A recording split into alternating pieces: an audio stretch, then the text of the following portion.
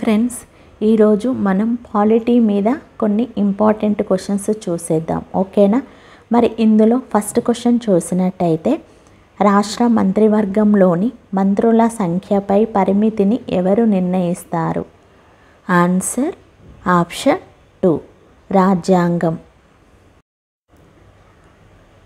జనగణన 2001 ఆధారంగా ఏర్పాటైన పార్లమెంట్ నియోజకవర్గాల పరిధి ఏ సంవత్సరం తర్వాత వచ్చే మొదటి జనగణన వరకు అమలులో ఉంటుంది?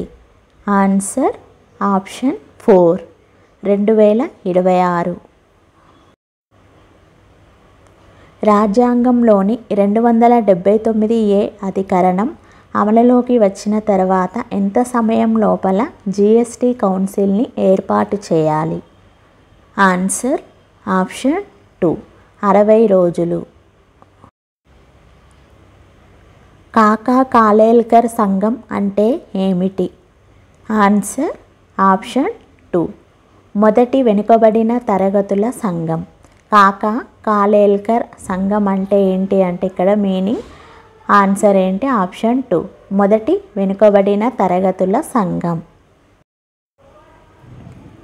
భారత సుప్రీంకోర్టు ప్రధాన న్యాయమూర్తి ఎవరు? Answer option 3 DY Chandrachud. కింది వారిలో ఏది రాజమన్నార్ కమిటీ సిఫారసు కాదు? ఆన్సర్ ఆప్షన్ 2 గవర్నర్ వ్యవస్థను పటిష్టపరచడం. అయితే రాజమన్నార్ కమిటీ సిఫారసు కానిది ఏది అన్నారు కాబట్టి ఇక్కడ ఆన్సర్ ఏమవుతుంది? ఆప్షన్ 2 గవర్నర్ వ్యవస్థను పటిష్టపరచడం. ఇక మిగిలిన 3 ఆప్షన్స్ ఉన్నాయి కదా, ఇవన్నీ కూడా రాజమన్నార్ కమిటీ సిఫారసుల కిందికే వస్తాయి. ఓకేనా? మరి అవేంటో ఒకసారి చూసినట్టయితే, అంతరాష్ట్ర మండలి ఏర్పాటు మరియు ఆర్టికల్ 356 దుర్వినియోగాన్ని అరికట్టడం. ఇక లాస్ట్ వన్ చూసినట్టయితే IAS IPS వ్యవస్థను రద్దు చేయడం. ఈ 3 ఆప్షన్స్ కూడా రాజమన్నార్ కమిటీ సిఫారసుల కిందికే వస్తాయి. కానిది అన్నారు కాబట్టి ఇక్కడ ఆన్సర్ ఏమవుతుంది? ఆప్షన్ 2 అవుతుంది. కింది వారిలో రాజ్యాంగ సభకు చెందిన రాష్ట్రాల కమిటీ చైర్మన్ ఎవరు? Answer option 3 Jawaharlal Nehru.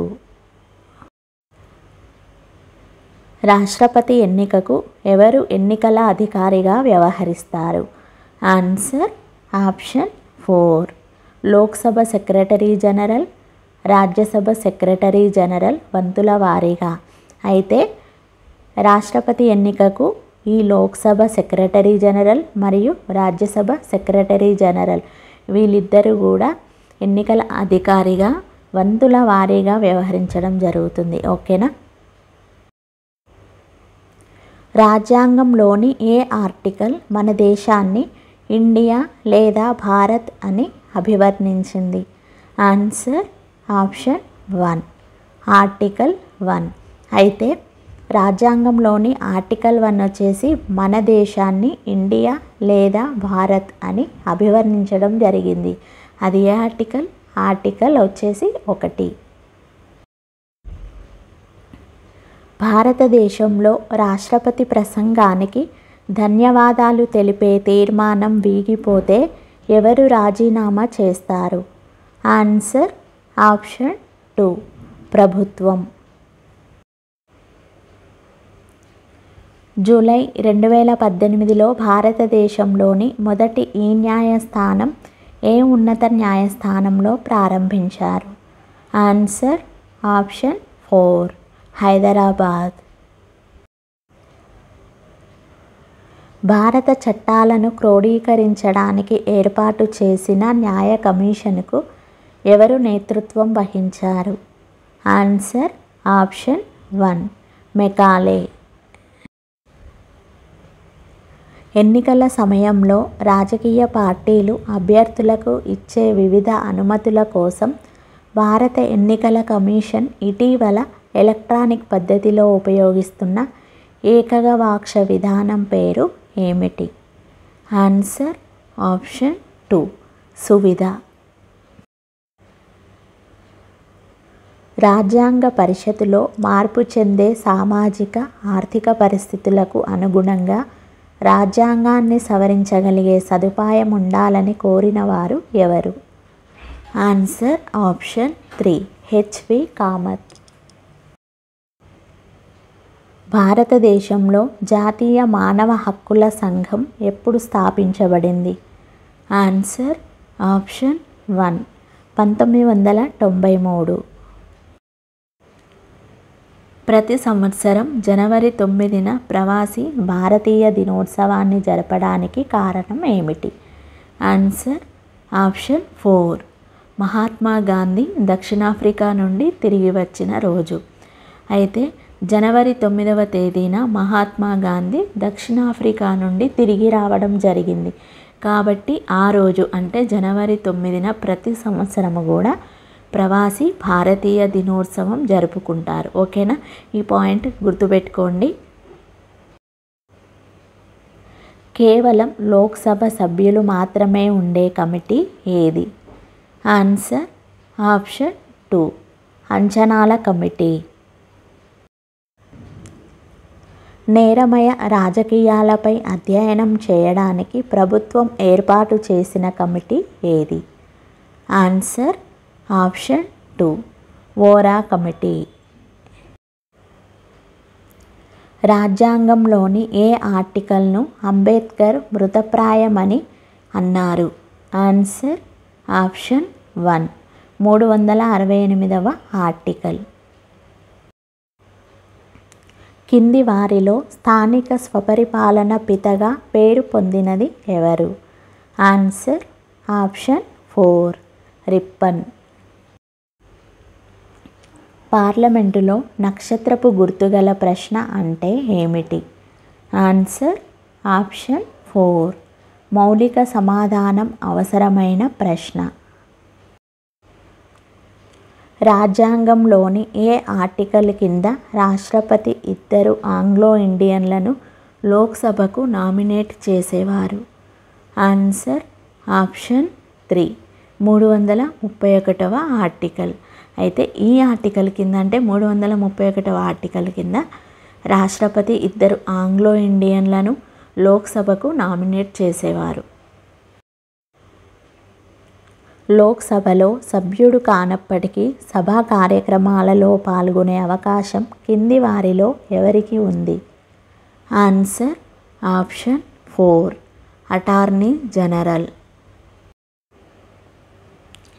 జమ్మూ కాశ్మీర్ శాసనసభలో పాకిస్తాన్ ఆక్రమిత కాశ్మీర్ భూభాగానికి ఎన్ని శాసనసభ నియోజకవర్గాలు కేటాయించబడ్డాయి? Answer option 2 24. కింది వారిలో ఎవరు రాజ్యాంగ పరిషత్తులో సభ్యులు కాదు? Answer option 4 Mohammad Ali Jinnah.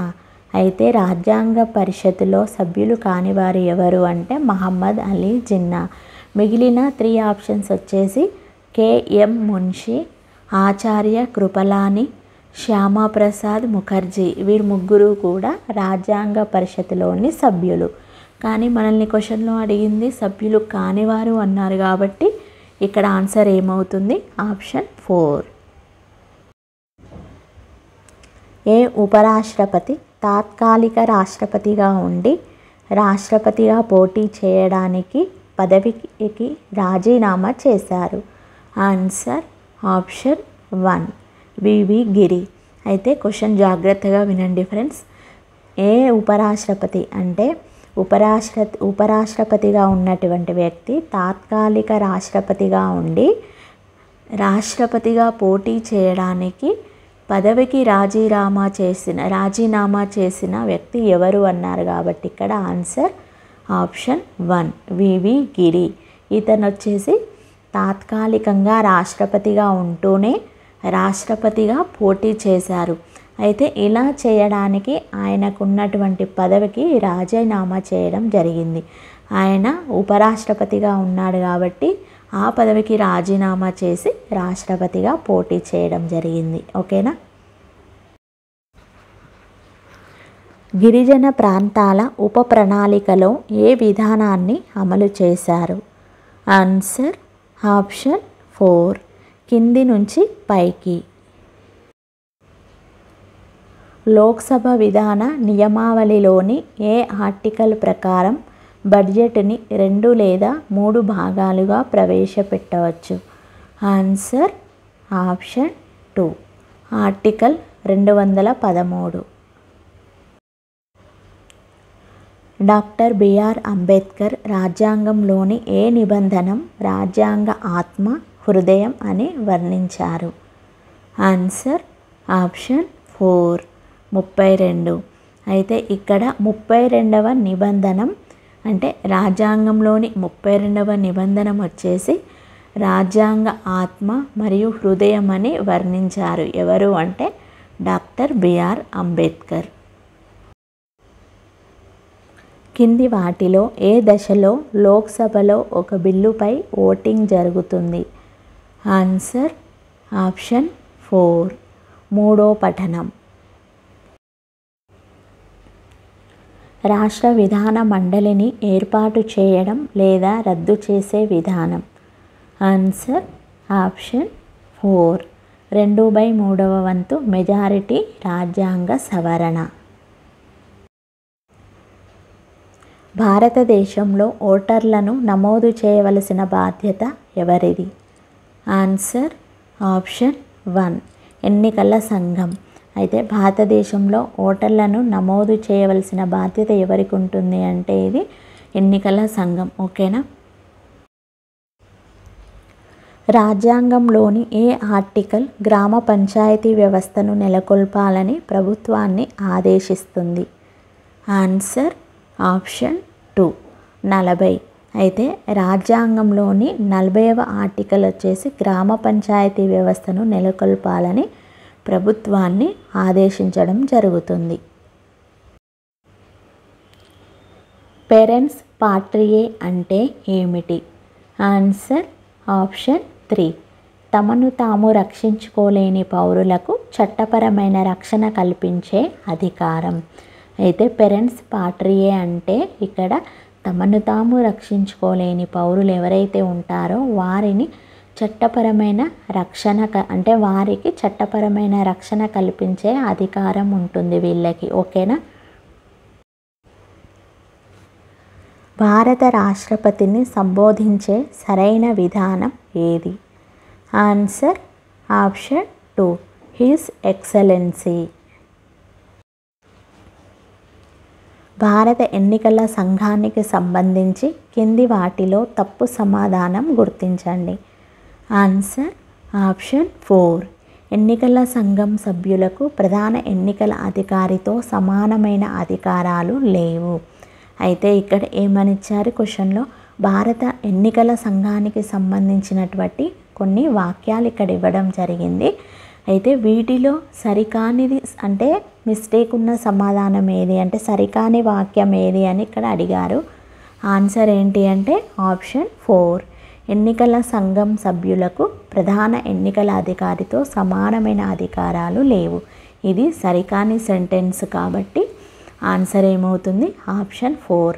మరి మిగిలినవి చూసినట్లయితే ఒకసారి ఎన్నికలకు సంబంధించిన అన్ని వివాదాలను ఎన్నికల సంఘం నిర్ణయించదు. తర్వాత భారత ఎన్నికల సంఘానికి రాజ్యాంగ హోదా ఉంటుంది. ఇక లాస్ట్ వన్ చూసినట్టయితే అన్ని సందర్భాలలో ఓటర్ల జాబితా సిద్ధంగా ఉంచడం ఎన్నికల సంఘం బాధ్యత. ఈ 3 కూడా భారత ఎన్నికల సంఘానికి సంబంధించినటువంటి సరి అయిన వాక్యాలు. మనల్ని సరికానిది అన్నారు కాబట్టి తప్పు ఆన్సర్ ఏది అన్నారు కాబట్టి ఆన్సర్ ఏమవుతుంది ఇక్కడ? Option 4.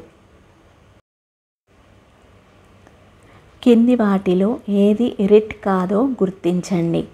Answer option 4 quo warranto. Parliament సందర్భంలో గిలెటిన్ అంటే ఏమిటి?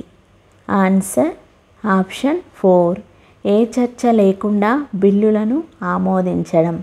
అయితే పార్లమెంటు సందర్భంలో ఏ చర్చ లేకుండా బిల్లులను ఆమోదించడాన్ని ఏమంటారు అంటే గిలెటిన్ అని పిలవడం జరుగుతుంది. పార్లమెంటు ఆమోదం లేకుండా రాష్ట్రపతి పాలన ఎంతకాలం సాగించవచ్చు? ఆన్సర్ ఆప్షన్ 1 2 నెలలు. అయితే పార్లమెంటు ఆమోదం లేకుండానే రాష్ట్రపతి 2 నెలలు పాలించవచ్చు. అంటే 2 నెలలు రాష్ట్రపతి పదవిలో ఉండడం జరుగుతుంది పార్లమెంటు ఆమోదం లేకుండా. ఓకేనా? జిల్లా సదరు న్యాయస్థానాలు నిజామతుల స్థానంలో కలకత్తా, మద్రాస్, బొంబాయిల్లో ఉన్నత న్యాయస్థానాలు ఏర్పాటు చేసిన సంవత్సరం ఏది? Answer option 2 1865. ఓకే ఫ్రెండ్స్, చూసారు కదా మరి ఈరోజు పాలిటీ టాపిక్ మీద 40 ఇంపార్టెంట్ క్వశ్చన్స్. మరి నెక్స్ట్ వీడియోలో మరిన్ని క్వశ్చన్స్తో కలుద్దాం. ఓకేనా?